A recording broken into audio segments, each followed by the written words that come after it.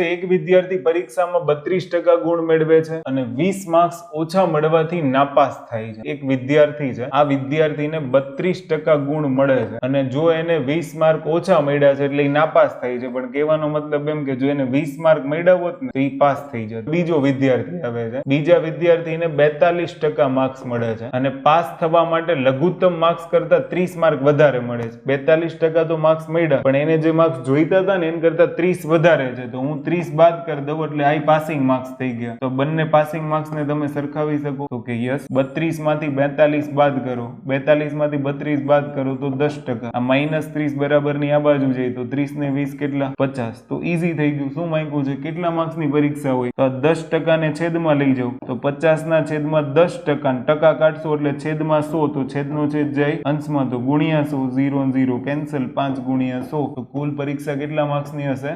500 marks ની.